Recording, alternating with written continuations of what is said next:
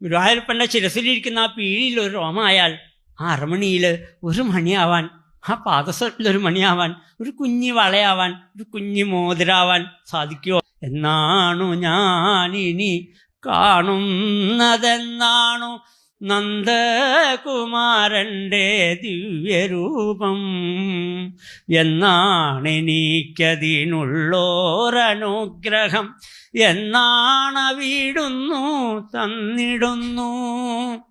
Krishna Hare Jaya, Krishna Hare Jaya, Krishna Hare Jaya, Krishna Hare, Krishna Hare Jaya, Krishna Hare Jaya, Krishna Hare Jaya, Krishna Hare, Krishna Hare.